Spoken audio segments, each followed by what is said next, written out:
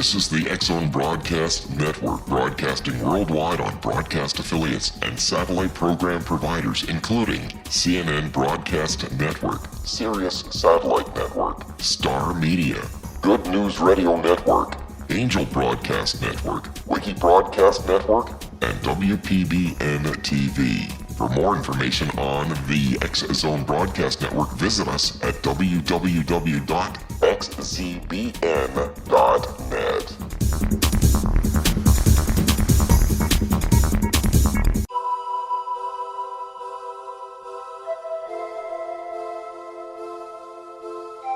If you're a seeker, don't miss the inspiring book Shamanic Awakening, Between the Dark and the Daylight.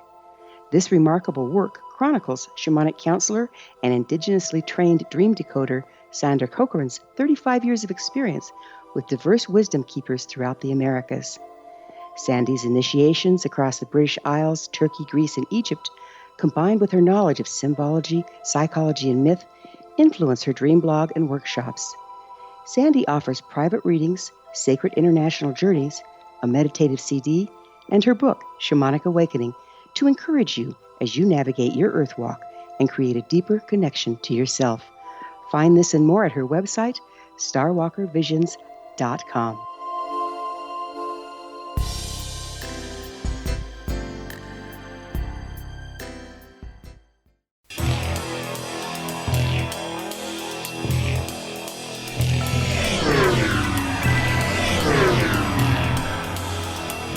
This is A Different Perspective with Kevin Randle. A retired U.S. Lieutenant Colonel, Kevin Randle has been studying UFOs for nearly 50 years. Kevin has investigated some of the most famous UFO cases in the world and has been consulted for dozens of documentaries about UFOs. Considered one of the leading experts into the Roswell UFO crash of 1947, Kevin has written more than 25 books about UFOs, including the recently published Roswell in the 21st Century. Now, here is the host of A Different Perspective, Kevin Randle.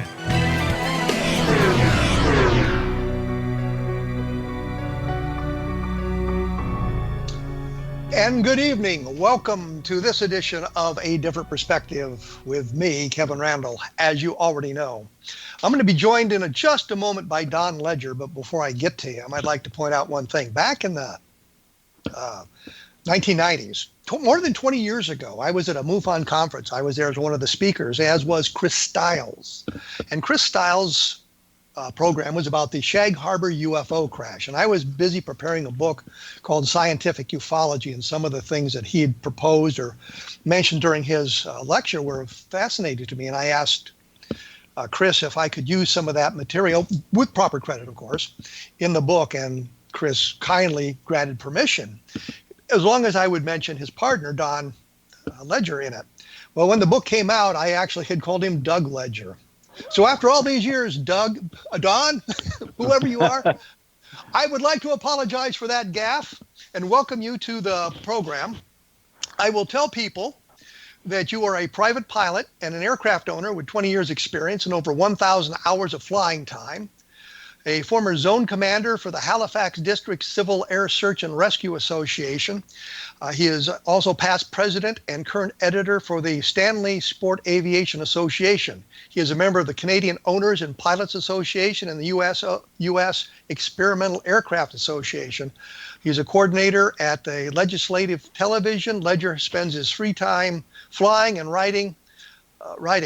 I believe his most important book, at least for me, his most important book, and it was written with Chris Stiles, of course, is Dark Object, the world's only government-documented UFO crash, which details the Shag Harbour UFO crash.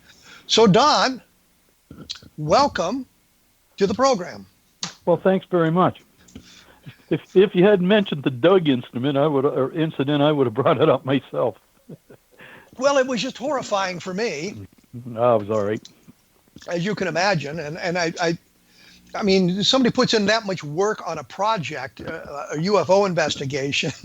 At least I got the Ledger part right, okay? Yeah, the Ledger part was good.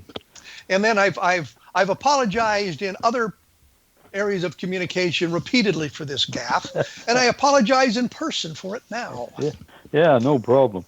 it's not a big deal. That you quickly change that, and of course, since those days and the book came out, it became a little bit better or more well known as a writer about UFOs. I had the other book out too, Maritime UFO Files, and which is arose from the search for documents. I had to do it all over again once I decided to write the book, and I re-interviewed Chris, and then I went into the library loaner system in order to get back in those days. We're talking probably 96, 97. That was the way we did it then. We'd go through the library loaner system and get the microfilm from the National Archives in Ottawa and go through all of those myself to find the Shag Harbour documents. And, of course, during that time, that's when I really got my eyes open because, Kevin, for years I'd read about UFOs like yourself, I had an interest in it. And I wanted to find out more and more about it, but just about all of the books I ever read were usually American-based. And, well, not usually, pretty much basically that's what it was, American-based. And then when I went through the documents, there were 7,700 of them in Ottawa that came on those RG 76, 24, 21, I think. I can't remember the other one. And about 7,700 documents on there. Now, there was a bunch of garbage in there, but there was thousands of UFO reports, and most of them were either military reports or, Air Force, and or police reports, and then the odd report to the smaller agencies we had in Canada to match APRO and NICAP and so on back in the early days. So amongst them, I found about 500 that pertained to my area down here in the eastern part of Canada. And I downloaded all of those. It cost me a few $100s in quarters to get them all. And because in those days, you photocopy it on the machine you were operating the microfilm on, and that's when I got those out. I wrote, and from that I wrote Maritime UFO Files. That was just sort of by accident. But anyway, yeah. Well, let me interrupt you here, Don, because we're going to have to take a quick break. Sure. And when we come back, we'll discuss Shag Harbour and give people a little bit of an update on it. But we will be back right after these messages and with more with Don Ledger.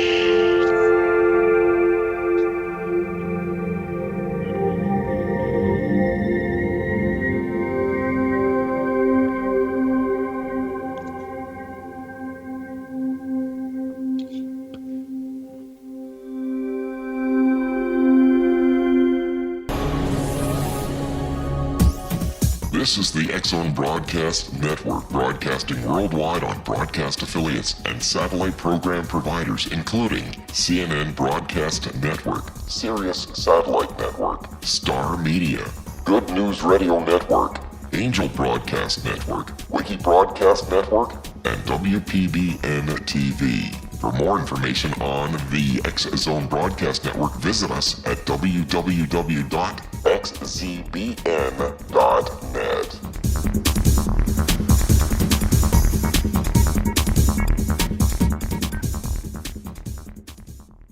How would you like to be able to read other people's minds? Well, the next best thing is here. When you know how to read a person's name, you know how the person thinks, feels, and behaves.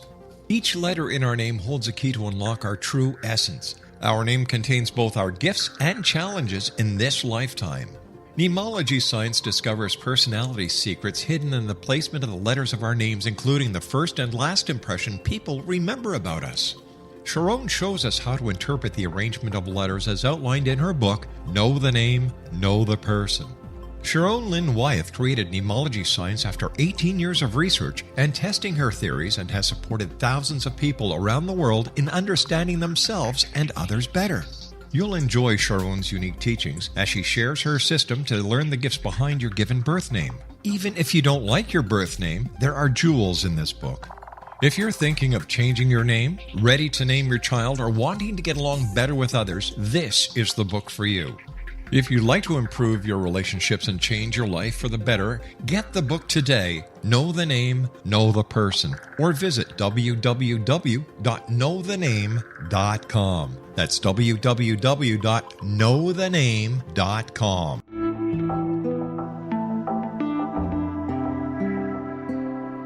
Take a step back in time and discover old Florida cuisine at Marsh Landing Restaurant in Fellsmere, Florida. Enjoy delicacies such as frog legs, gator tail, catfish, and swamp cabbage, or enjoy the more traditional cuisine such as hand-cut Angus steaks, ribs, and seafood. Join us for breakfast with a southern flair featuring sweet potato pancakes, biscuits and gravy, and much more. Planning a party? Marsh Landing's private dining rooms can accommodate groups from 8 to 80 people.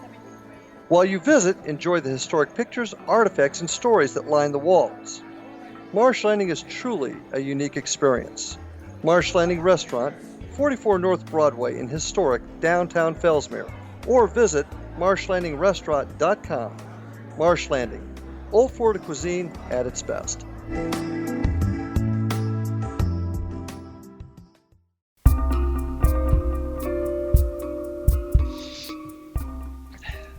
And believe it or not, we are back with Don Ledger. And I was wanting to talk about Dark Object, the world's only government-documented UFO crash, which is a book that he wrote about the Shag Harbour case. We'll get into the maritime UFOs here in a little bit of time here. But I think, Don, can you give us just a brief background on what the Shag Harbour UFO crash is all about? Sure. It's not easy to brief it up, but essentially October 4th, 1967, and cool, clear evening, no moon, and around 20, this is the beginning of this particular incident, about 25 after 11 in the evening, so quickly it went from October the 4th to the 5th. Two different cars were driving back from an area called Cape Sable Island, which is about, 5 or 6 miles as the crow flies, maybe 10 miles by road to the northeast of Shag Harbour. And it's they call it an island, but it's got a causeway going out to, and the Coast Guard harbor is out there too. But anyway, these people were coming back from some kind of a community event there, and one of them was Laurie Wickens. Laurie Wickens, and he had a buddy of his in the car with him, and as they're driving along, coming along, heading southwest to Shag Harbour back home, they saw these lights on the right-hand side of the car seem to be paralleling them up maybe 1,000 or 1,500 feet, traveling along with the car. These were just lights, colored lights, any color to them? Anything? Yeah, they were sort of an amber gold-colored light, 4 to 5 of them flashing in sequence from front to back or back to front, on the edge, but they really couldn't make out the object itself. So anyway, they watched this thing, and they were, by this time, he's picking up a little bit of speed, and it's on Old Highway number 3, which is pretty much the same, looks pretty much the same as it did back in 1967, even today. And but it's a curvy old thing, 2-lane highway, and so they followed this thing along, and it eventually made its way right into the edge of Shag Harbour, the village, and they traveled on through. They're going at a pretty good clip at this point, basically speeding. And right through Shag Harbour and out the other side to Maggie Garrett's Point, which is just on the southwestern side of Shag Harbour. It's maybe a half or quarter mile long. And they lost it behind some trees as it curved around in front of the car, losing altitude, coming down at about a 45-degree angle. And they thought then, okay, this is going to crash into the water, which would have been the sound between Shag Harbour and Otter Island or Bon Potage Island, whichever one you prefer. And so they came around to Bend, and the Irish Moss plant was sitting there. It's got a gravel parking lot. The plant's probably about 40 by 50 feet, and maybe 20 feet high, cinder block type building. And but anyway, they pull into the parking lot onto gravel. They go right, and by this time they're right at the edge of the water. And they get out of the car and they look out and they see this thing that seems to be either floating on the water or just above it. And when you say thing, did it have the amber lights on it still? Was it? It rather than the flashing lights at this point, it had a pale yellow light at what they assumed was the top, It looked to be about 60 feet wide, and with this pale yellow light, and about maybe 10 to 12 feet thick through from the bottom to the top at the center. It was oval shaped. They're looking at an actual object now, not just lights in the sky, an actual object on the water. Yeah, Okay. but there's no moon, so it's hard to see out in the water. The water is relatively calm. They didn't know, and it seemed to be moving out. Now, they thought maybe if it was sitting on the water, the tide was at ebb, and they thought maybe it was moving with the tide, or maybe it was under its own power. But what they thought it was an airplane that had just crashed and was drifting on the water. That's their first impression. Laurie Wickens get back in the car with his people. They run up further down the road to Lower Woods Harbour, which is only about a quarter mile away. There's a gas station there, and it had one of the old payphone boxes on the outside. So he went in and he called the RCMP detachment back in Barrington Passage, which is going back to the northeast again, about probably 15 miles, and got a hold of Victor Verbicki, who was Corporal Victor Verbicki, who was the duty officer that night at the RCMP detachment. And he was by himself. And Laurie said to him, he said, I think we just saw a plane crash into just outside of Shag Harbour in the Sound. And Laurie's about 18 years old. Everybody involved here at that time was around 18 years old. And Verbicki says to Laurie, because he knows him, he said, have you been drinking? And, of course, Laurie, Dickie, they call him in the area, Dickie said, no, I've been drinking. He got kind of ticked off about that. And anyway, he said, well, just my other line's ringing. He was by himself in the detachment. He said, my other line's ringing. So what I want you to do is give me the phone number there. And he took the phone number down to the pay booth. He says, you stay right there, and I'll call you back. Picks up the phone, and there's somebody from Megagarren's Point, which is, the point they just passed to get to the Irish Moss plant, and said that they just thought they saw an airplane crash into the Sound. And then the phone rings again. Somebody from Bear Point had called in, they saw something going down towards the water over towards Shag Harbour, might have crashed into the harbor. They're further away. Another one from a woman. So now we've got a number of witnesses talking about the thing falling into the harbor. It's not just a bunch of teenagers, which is the way the Condon Committee wrote it off, but it's several people in the area saw the object in the sky, saw it falling toward the water. Exactly. And then another phone call came from Cape Sable Island, which I mentioned to you earlier, and it was a woman and her daughter who were returning back from the same community function, and they saw it coming down too, way over towards Shag Harbour, and they thought it might have crashed in Shag Harbour, an airplane. So everybody's thinking an airplane crashed in Shag Harbour, and that's what Verbicki's thinking now when he calls back to Laurie. He says, okay, I'm getting all kinds of phone calls. I want you to go back to the Irish Moss plant and keep an eye on the thing, okay? And so that's what Laurie does. In the meantime, he gets a hold. I'm trying to exhilarate this thing for you, Kevin. He gets a hold of two Mounties he's got staked out on a clearing somewhere down past Lower Woods Harbour, looking for deer jackers. That's what they call them here in Nova Scotia. People who poach deer, if you want to call it that. It was hunting season, but doing it at night is illegal. Anyway, so these two guys go racing back to Barrington. They meet with Verbicki there. The two officers were Ron Pond and Ron O'Brien, the two Rons we call them. And all three of them head back to towards Shag Harbour to the Irish Moss plant. In the meantime, Dave Kendrick and boy, I'm missing one of my main people here. When they were in their car, they were heading back at the same time behind Laurie Wickens' car, and they saw the same thing in the sky. So we've got multiple witnesses. We've got multiple witnesses to this thing. There's a lot of people saw it down. People saw it on the ocean or on the in the harbor. So let's advance it a little bit. We got military get involved at some point. Wasn't there a photograph taken, something like that also seems to document this? Not to mention all the documents that you will find later. But so isn't the military eventually brought into this? Yeah, they were. Just before that, we've got about 24 people now at the Irish Moss plant that show up. There are people driving by, including the next Premier of Nova Scotia about 3 years later. And they saw this thing all floating on the water and getting further out. They think if it's an airplane, they got to get boats out there. They get a couple of boats out there. They run into the area. They find the famous foam that's about 3.5 inches, 4 inches thick that looks like shaving cream with a glittery yellow surface.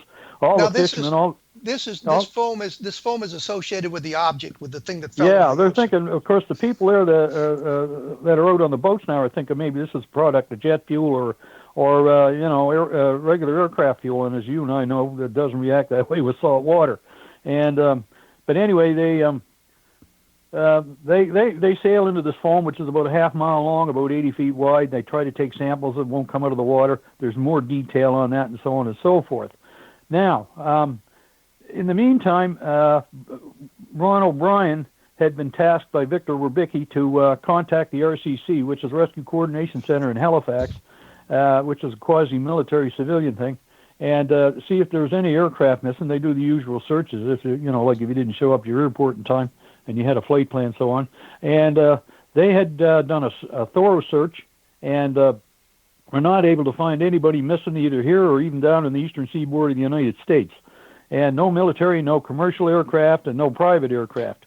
So they got back to the Coast Guard station over in Cape Sable Island, who was on its way over now, and they finally arrived there about 12:30 in the evening over at the crash site, supposed crash site, and they told Ron O'Brien, who was the on-scene commander at this time, that there was no aircraft missing, that as far as they knew. So everybody at that point is wondering, well, what the hell are we looking for here? What's going on? We all saw it.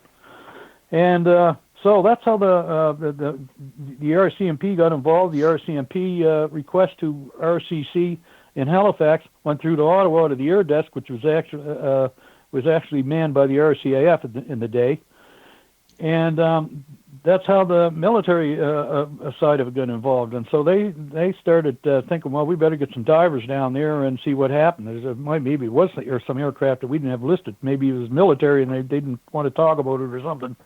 Well, let me break in here, because there was a photograph taken, wasn't there? Isn't there a photograph? I know what you're talking about. The Canadian Broadcasting Corporation, which is a big, huge network here in Canada, sort of like your ABC, NBC, CBS, anything like that. They had been down there, and they during the day, the next day, and filmed the fishing boats operating out on the water.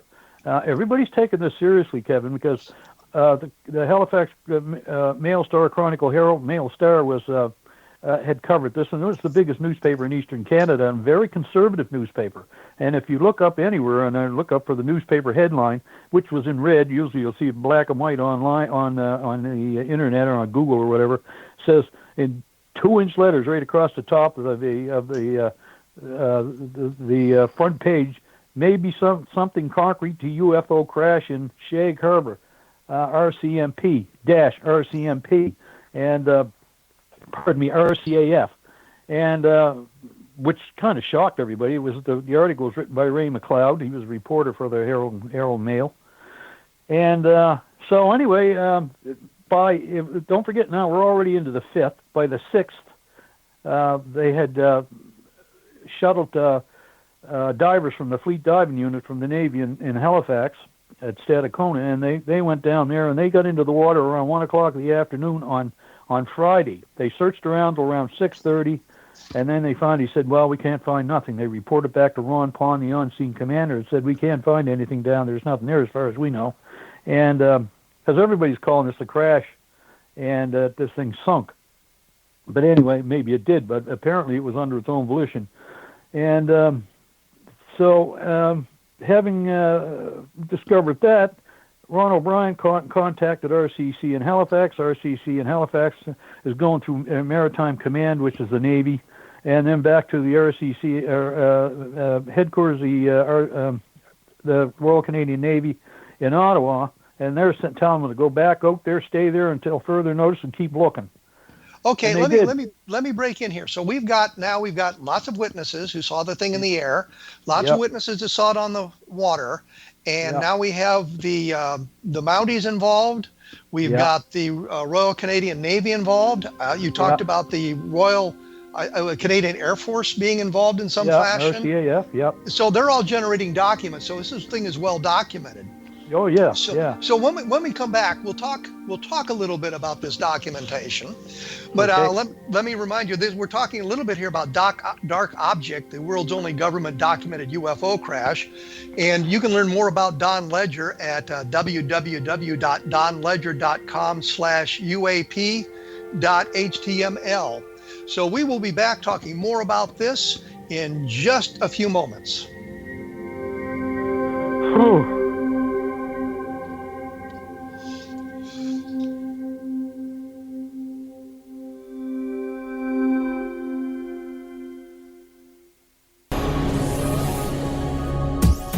This is the X-Zone Broadcast Network, broadcasting worldwide on broadcast affiliates and satellite program providers, including CNN Broadcast Network, Sirius Satellite Network, Star Media, Good News Radio Network, Angel Broadcast Network, Wiki Broadcast Network, and WPBN TV. For more information on the X-Zone Broadcast Network, visit us at www.xzbn.net.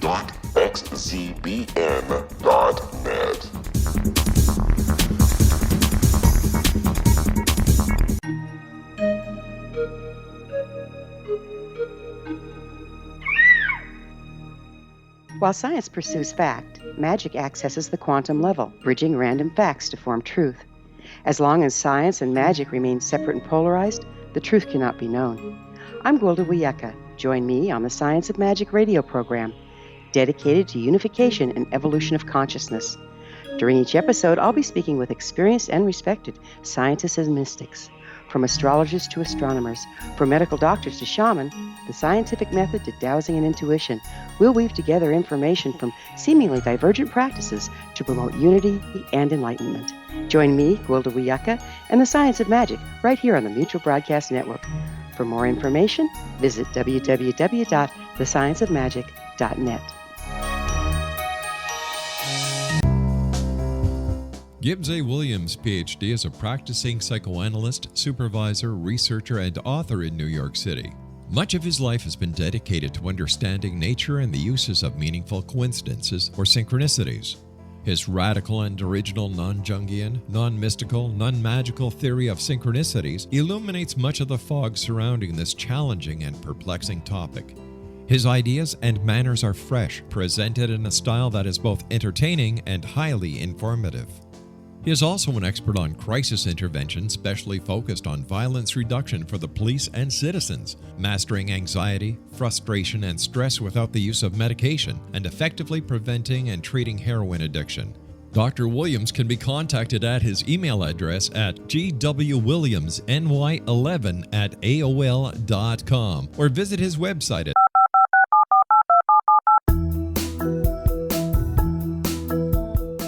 Did you know that when you're on the road with limited data or Wi-Fi, you can still listen to the X-Zone Radio Show with Rob McConnell, The Science of Magic with Gwilda Wiyaka, X-1, Dimension X, Space Patrol, and every minute of the X-Zone Broadcast Network by calling 213-401-0080, courtesy of Audio Now. No smartphone, app, or internet needed.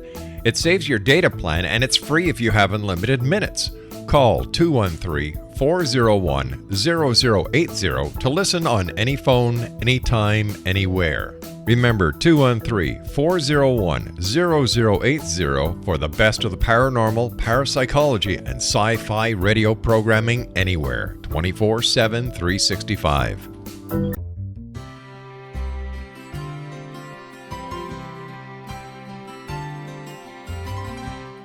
True healing must address 4 levels: physical, emotional, mental, and spiritual, for us to live joyful and productive lives.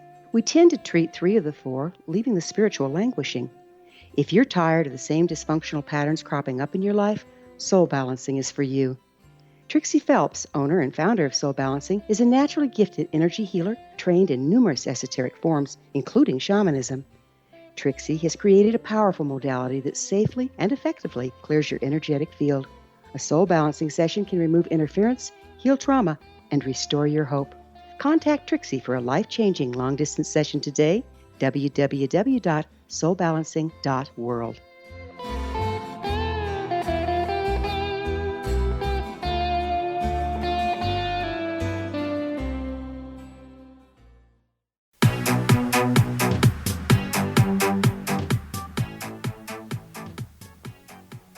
We have returned with Don Ledger, who is talking about the Shag Harbour UFO crash, which is detailed in the book Dark Object, the world's only government-documented UFO crash. And we say government documented, from what Don has told us and from what his research has shown, is that the government, the Canadian government, was involved from the very beginning with this, from the law enforcement aspect of it to the military aspect of it. And I know that there was a great deal of documentation generated about this case. And I think we'll just cut right to the chase here, because I know you want to talk about the maritime UFO cases as well. But when we're talking about the documentation, did they draw any conclusions about what had happened? Yeah, eventually they didn't draw a solid conclusion as to what it was. They drew a solid conclusion as to what it wasn't, which was a crashed aircraft and anything else that they could determine. It was a bit of a conundrum for them, let's face it, and they had a lot of equipment was involved, a lot of manpower was involved here, so it wasn't a fly-by-night thing. This went on basically for 4 or 5 days, right, at least until Sunday night, and till the divers finally packed in and they went back to Stadacona in Halifax, and the Mounties they did write a report on it, and of course there are reports in those documents you'll see from you're going to actually see the telexes going back and forth between Maritime Command in Halifax and Can Marcom they call it, and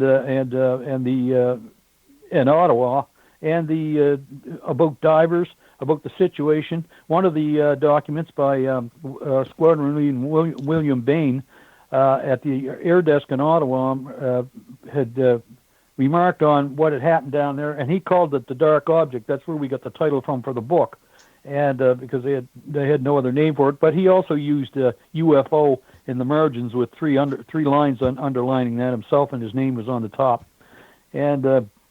So they were taking this considerably seriously. As you know, they were a little bit, a little less objectionable about these things, Kevin, back in the day, as opposed to what happens nowadays. And so it was being taken very seriously, considering the document trail on this thing, at least from the fact that something was going on in Shag Harbour, but as to what it was, nobody knows. Now, if you got a moment there were a couple of small incidents here that came to light after the book. And one towards the end of it was before Laurie Wickens and his crew showed up to pull in, a guy who was a switch tender, which for the railroad, was returning, going down towards Lower Woods Harbour, and he pulled over on the side of the road, right just past the Irish Moss Plant, maybe a couple of 100 feet, and to look up at the sky because he saw 2 moons up there. And that confused him, so he got out of the car to look at it, and one of the moons separated and went down towards and landed on the water, right beside the Irish Moss Plant. He's in his car and took off. Now, this was reported to us by his daughter, who said that the reason he never ever brought it up was the fact that he was going to Lower Woods Harbour to visit his girlfriend, and he was married. And so he didn't want anybody to know about that. And he told his daughter about it on his deathbed. He was dying of brain cancer. Oh, and for then, crying out loud, now, the UFOs move into the realm of midnight assignations. Yeah, well, there's 2 of them, all right? Here's another one for you. Before Laurie and them got there, and they didn't realize it when they hauled onto the parking lot, there was another car there already, but it was on the other side of the Irish Moss Plant between the edge of the building and an embankment. And there was a young fella and his girlfriend in there, and probably up to no good, and they watched the thing land on the water very gently. But how I found out, or we found out about that, and maybe 200 other people that were in the auditorium at the time, is I'd gotten a call from a friend of mine who was one of the nephew of one of the guys who went out in the first boats that night, and he told me that he had a fisherman down there who told him this story. But he said, I don't want to give any names, he said, because I don't want to embarrass the young lady I was with. This was probably about six or 7 years ago. And he said, so I was telling everybody this at one of our Shag Harbour conferences down in Shag Harbour at the elementary school, and I started telling this story. And I got to the point about the woman being with the guy, and then this woman pops up in the audience and said, well, that was me. And she said, that's why I'm here. I want to hear more about the story. She didn't have any problems about being embarrassed by it at all. I mean, there was 200 more other people out in that auditorium. Well, And what is a UFO sighting without a little bit of sex involved? well, you got to. We got to move into those arenas. The place is actually named, Shag Harbour is named after a fish that's called a shag. But you know the British interpretation of shag. I wasn't going to go there. I was going to avoid that if possible. Well, Mike Myers made a big movie, using the title "The Spy That Shagged Me," and but apparently, they had good reason for naming it, a double meaning anyway, without getting into that. So it didn't bring that to a halt because, as you know, if you read the book, there's a second component to this thing off of Shelburne, which is supposedly where these things came back to light again at the same time. And let me ask you this. Sure. There were reports that the U.S. Navy was involved in some fashion. Was there a Navy vessel involved at all in this, the search? Some of the fishermen down there said that they saw they thought was a U.S. Navy submarine just off the mouth of Cape Saint, or right off the mouth of the Sound or Bon Portage, and it just sat there. And they'd have permission to enter our waters because we did that quite often between Canada and the United States. That still do. And aircraft, crossing sovereignty lines, borders and so on, usually by permission. And but anyway, so they thought they saw one out there that night. There was reports of a submarine, and off of Shelburne as well. But there's 5 or 6 other ships apparently camped over 2 objects sitting on the bottom off the mouth of Shelburne Harbor. Now, other ships. Are you talking Canadian military vessels? Mostly Canadian, and there was the possibility of some American destroyers there, an American destroyer as well. Now, the reason we get that is, and I can mention his name, is Leo Gannot. He was one of a diver from the Fleet Diving Unit. And Chris had asked a friend of his, who was the son of the Fleet Diving Unit trainer, scuba trainer for the Navy, if he could track down the names of the divers for the Shag Harbour incident. Well, he's tracked down the names of some divers, but unfortunately, not necessarily unfortunately, what turned out was they were the divers involved off of Shelburne, not in Shag Harbour. And one of them was Leo Gannot. And he was he had a lot of bravado. And when Chris first contacted him, he said told him the story of what had happened. And then subsequent to that, both him and myself ran across people who verified that the same thing had happened off of Shelburne, and that there was 2 objects supposedly had come up from Shag Harbour underwater and camped off the mouth of Shelburne Harbor, and in front of the government point, which was the entrance point for SUSIS, which is the American microphone underwater surveillance system. Now, when you say 2 objects, are you suggesting that there was 2 objects underwater and they moved underwater away from the Shag Harbour area? Yeah, and went about 23 nautical miles up the coast and right off the mouth of Shelburne Harbor, where there's an island there called McNutt's Island, and there's a lighthouse there. And what happened to them? What happened to these objects? Now, these are the objects from Shag Harbour. They've now moved 22 nautical miles away. What happened to them? Where did they go? Okay. Can't swear to those are the same 2 objects, but this is the inference we're getting. We're getting this from military people now, and absolutely no documentation, but all anecdotal. So that's what makes it difficult. But, I mean, they swear to it. I mean, electronic intelligence, submarine warfare aircraft that were tracking the things. They're the ones that gave us the detail on where the things initially came from. From Siberia over northern Canada, NORAD scrambled aircraft out of Goose Bay and North Bay in Ontario, Goose Bay in Labrador, to try to intercept, and then the thing all of a sudden stopped. It was doing about 7,700 miles an hour, one of them anyway. We don't know where the second one came from. It might have been already there for all we know. But anyway, this thing came down, it stopped, and that's when they called back on the scramble, because they were scrambling F-104s up into the Canadian North. I mean, they weren't coming back. They didn't have the range. Let me stop you here, because I'm getting a little confused. Are you suggesting that the object that fell into Shag Harbour was tracked from Siberia across Canada, and there were multiple attempts to intercept it? Is that what you're saying here?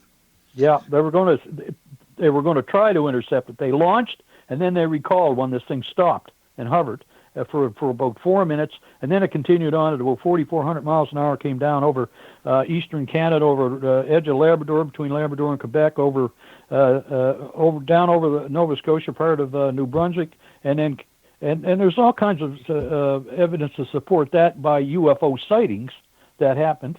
And like I said, Kevin, it's so convoluted. There's so many different sightings. The Mountie and the other, again, was these intercepts? Is this documented? Do you have documents that's about these intercepts? No, that's the point. We just have anecdotal evidence. And but I mean, we know the people. I've got one of the guys' names written down here that I'm going to see sometime in the next couple of weeks, because I might do a small story up around that itself. He was an electronic intelligence officer on an Argus, which was a four-engined anti-submarine warfare aircraft with the Stinger on the back and everything. Drop sonar buoys, could drop bombs, the whole 9 yards if it had to. But he was on one of these, and that's what they were doing, was tracking. He said, which was odd, because we were allowed to fly right down over the Gulf of Maine, down into the United States and back up again. In the meantime, they had their own aircraft doing the same thing. There were some Neptunes involved, Neptune aircraft. You probably know what I'm talking about. And but this thing was a big four-engine thing. It could it could cross the Atlantic in the middle, for God's sakes, and stay aloft for 23 hours. But anyway, it flew out of Greenwood, Nova Scotia. There's a big Air Force base there too. But I mean, there's so much detail. It's hard to explain it in the short time we have, Kevin. Yeah, you've thrown in an awful lot of information here. Yeah, and I'm trying to keep it straight in my mind, and I'm familiar with the case. Yeah, I know. So we're talking about an object that came from the west, Siberia. North, over Nyborg, but curved around quickly over to the north and over Ellesmere Island, and crossing Canada. It stops and hovers for 4 minutes. It continues on, and then it drops into Shag Harbour. Yeah, it comes down and crosses over various spots. The Bay of Fundy, curves inwards over the area called Digby Neck, over Wedgeport, and fishing boats down there that thought there was now this is where we get to the point where there seems to be two objects. And I even had the radio operator who was handling the radio messages that night for the Navy say, as soon as I called him, he said, yeah, there was two objects that night. And I said, well, I didn't know that for sure, but I suspected, because I had the other two people that attested to that, and some other people. And so these things came across where I was saying from Maitland, another Mountie involved, and 3 game wardens who were staked on at another site on the other side of Nova Scotia looking for deer jackers. And the next day when they did a track of the thing they saw crossing over, they found one of them, Bert Green, his name was, who was a game warden, said to the Mountie, he said, this thing went over, looks like it went over towards Shag Harbour. And he said, well, that's what I came over to tell you. They had a big incident over in Shag Harbour. 3 of our Mounties were out there. They saw it. And, let me break in here, because I'm getting right up against the break time again. Yeah, right. Yeah.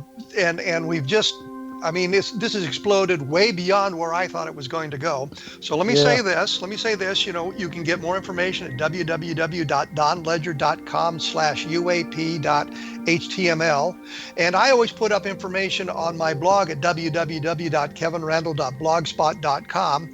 And I've covered the case in a couple of books. The Randle Report and the Scientific Ufology talks about this case to give you more information.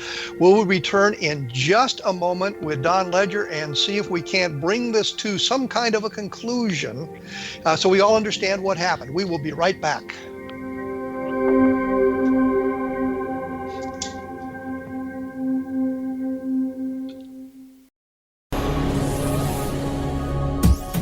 This is the X-Zone Broadcast Network, broadcasting worldwide on broadcast affiliates and satellite program providers, including CNN Broadcast Network, Sirius Satellite Network, Star Media, Good News Radio Network, Angel Broadcast Network, Wiki Broadcast Network, and WPBN TV. For more information on the X-Zone Broadcast Network, visit us at www.xzbn.net.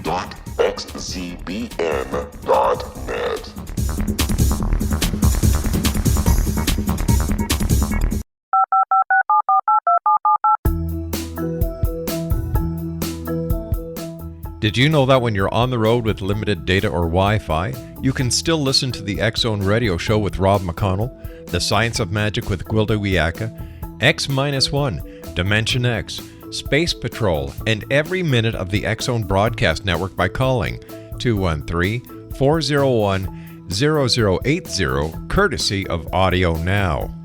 No smartphone, app, or internet needed. It saves your data plan and it's free if you have unlimited minutes.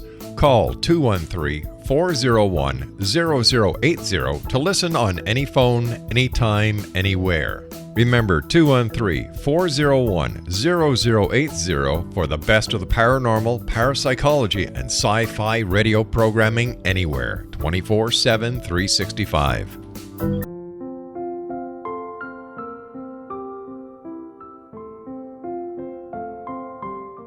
I am Dr. Carl O'Helvey, founder, president of a new cancer foundation focusing on evidence-based physical, mental, and spiritual interventions, including natural cancer cures, prayer, meditation, affirmations, nutrition, and other related holistic cancer prevention and cure modalities. These are used in cancer education, research, and financing care. I ask for your help to continue this important work by donating at www.holisticcancerfoundation.com.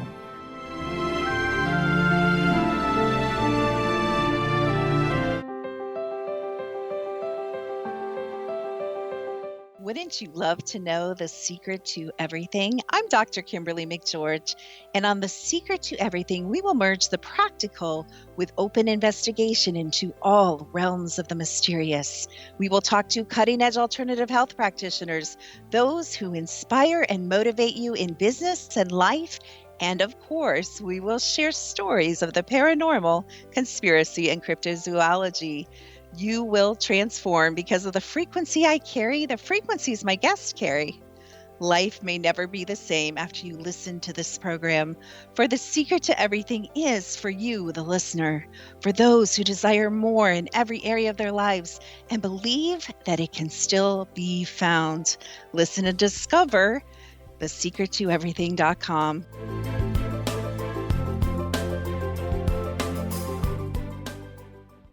Little children aren't the only ones afraid of the dark. Millions of soldiers return from war zones with PTSD, anger, frustration, fear, and loneliness, much of which surfaces during the darkness of the night. You have the chance to change the lives of these American heroes. Songs and Stories for Soldiers.us provides free MP3 players for these men and women. With a list of 3 million songs in 16 different styles, 100,000 audiobooks, and 30,000 old-time radio programs, every veteran can find something to soothe and comfort them at no cost. All our players contain an 8-hour audio program designed to help veterans fall asleep. With 1,500 plus vets now participating, it's our goal to deliver 10,000 audio players this year. Go to our website at songsandstoriesforsoldiers.us. Help us help a veteran make it through the night. You're listening to the X-Zone Broadcast Network, www.xzbn.net.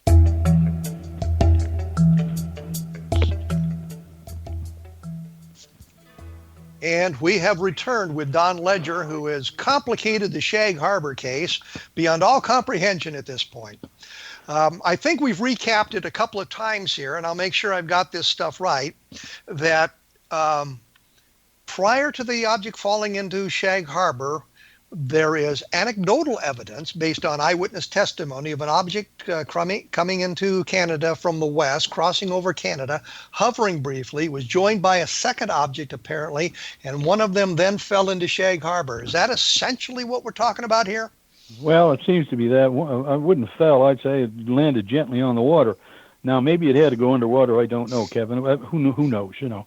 It anyway. It disappeared underwater, and the next thing you know, at the same time over in apparently at the same time over in off Shelburne, about not long afterwards, we got a big incident going on over there underwater. But that wasn't known about for probably 25 or 30 years. And so where we are here is we've got this wonderful sighting in Shag Harbour from October of 1967, and I wanted to get in here briefly and mention that during the UFO investigation by the United States at that time, the Condon Committee, they actually made a phone call to Shag Harbour to talk about the case, and were unable to gather much information, didn't gather much information about it, and wrote it off as some kind of a hoax and didn't bother investigating it. But that's correct. And so it was not really a big part of the U.S. Government investigation of UFOs. But as you and Chris Stiles were doing your research, you uncovered documents, official documents that talked about this UFO sighting at Shag Harbour. Is that correct? Right, yeah. Chris found them first. When he first started getting involved in this, he dragged me into this thing about a year later. We both joined MUFON, and we had a meeting together, and we were talking about how we would proceed in Nova Scotia investigating UFOs. And he said, well, I'm looking into this one that happened back in 1967, and as it turned out, I was actually right there that night. And I was a traveling salesman. I used to travel at night to get there for the next morning, and I was past the area probably about 2 hours or 3 hours after the incident. So anyway, and then it was in the papers when I got home. My wife brought it up to me. He said, did you see that thing in the paper? I said, no. Anyway, this whole thing just sort of blew up later on. When you write a book, Kevin, you know, later on you're going to get people that are going to come out of the woodwork and say, hey, listen, I got some information for you, which is basically what sort of happened with Shag Harbour. And although we did have the story about what happened off of Shelburne at the same time, and then 2 divers going down on this thing, and for a few days they camped over for 7 days apparently, these 2 objects, and they were down taking pictures. Now, if they were taking pictures underwater of anything in the waters off of Nova Scotia, they were probably within 10 or 15 feet of it, because the water is very cloudy. It's loaded with plankton. I know, I'm a scuba, or was a scuba diver myself for years, and they did apparently photograph it there, and that's probably where you heard about the photographic thing. But we were never able to contact the fellow who now lives apparently in Cornwallis, Ontario, but he would never talk to us about it. Said, I don't want to talk about it. A lot of these guys were scared of their pensions, Kevin, including Leo Gannot. I didn't bring his name up or mention his real name, the diver, until he died a couple of years ago. So then, we didn't have to worry about his pension anymore. But, their pensions were threatened. They were warned away. I've had numerous instances of this where people were warned by the military not to talk about stuff. Well, they were warned not to talk about this case specifically, though. Also, right? Yeah, this particular one. In particular, that's what these 2 guys were, or this guy and the electronic intelligence officer, who was going to be on the sightings program that was. Remember that program that was on in the States there back in the 90s? Yes. Chris actually got them to come up here, and they spent about $35,000 diving around down in the Sound, and that's when. And Chris had contacted this fellow to show up, the RCAF officer who left the forces, the service in '72, and he said sure, and they were supposed to do it on a Saturday, and so anyway, he calls Chris and asks him if he could meet him at a Tim Hortons, that's like Dunkin' Donuts, and or the other one, and so Chris met him, and the guy shows up at 9:00 at night. It's dark. It's also October. And he's got dark sunglasses on a baseball cap. And he says, listen, I just wanted to tell you I can't do that show tomorrow, or that thing tomorrow. And Chris said, oh, that's too bad. And so he said, yeah, I'm sorry. He said, I'll have to bail on that one or whatever. And Chris said, well, okay, I guess we'll have to do, we got some other witnesses maybe we can work with there. And so they broke up. So I called up this guy again, and because he's still alive and he lives probably within 400 or 500 yards of me here, and right now. And he said, yeah, that's what happened. And I said, you know what? Chris never asked you why you didn't want to do it. And he said, he says, I was told not to. And I said, by whom? He said, I was eating my supper. It was around 6 o'clock on Friday night. I was supposed to meet Chris the next day. And this voice comes on and said, I'm a ranking officer at DND in Ottawa, Department of National Defense. And he said, you're supposed to be doing an interview on this Shag Harbour thing, and I'm ordering you not to.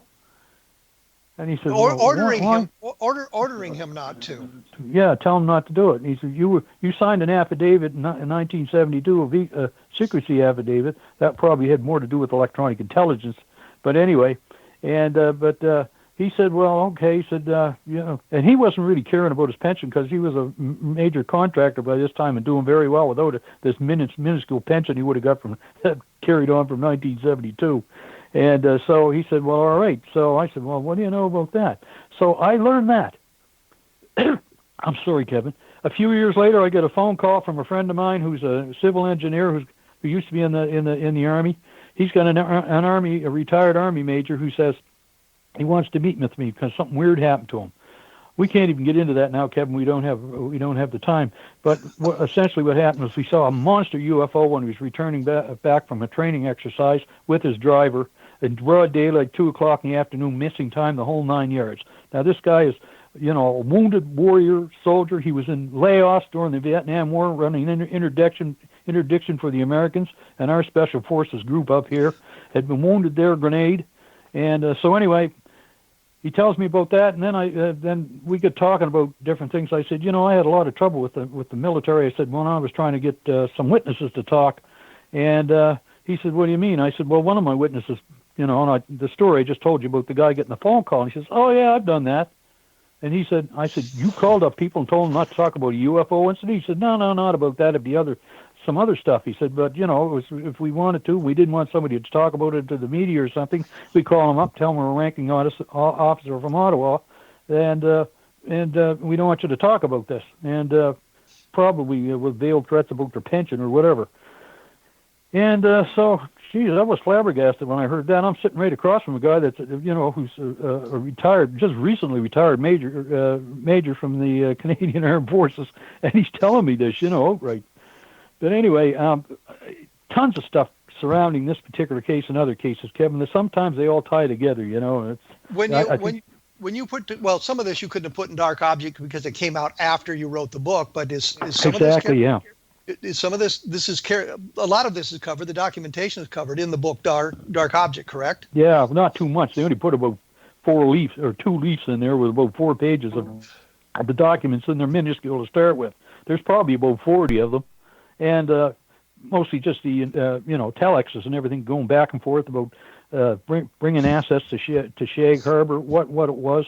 And they're called a CFAO 71-6 action order, the CFAO, Canadian Forces Action Order, which is which they put down detail on there, and you'd say, well, this stuff doesn't seem to be connected. But you'll see A, B, C, D, E, F, G, H on the left-hand side of it. And if you go to the code for A, B, C, D, E, F, G, H, you'll see witness, time, date of occurrence, weather, blah, blah, blah, blah, going down, and what the question is without actually looking at it, on these documents. But they're pretty well illuminated anyway. I mean, they usually have an explanatory note on the bottom or whatever.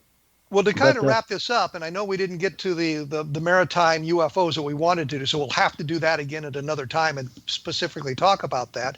But to wrap this up, we know there's documentation.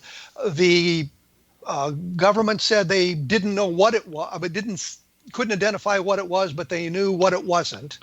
And all of this came out from government files, so that's well documented in that respect.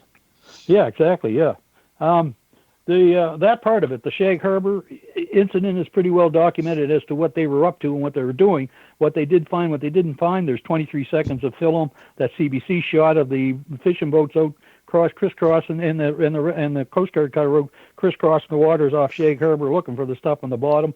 And they attempted to collect some of the foam, but were unable to do that, so we don't have any kind of analysis of that. It's even referred to in one of the documents. It's too bad they weren't able to grab a sample. They tried to, but it just wouldn't pick up. Nobody had a bucket or something. They should have thrown a bucket over the side, I guess. But yeah, it sounds like there was enough they could have done that. Well, they probably could have, Kevin.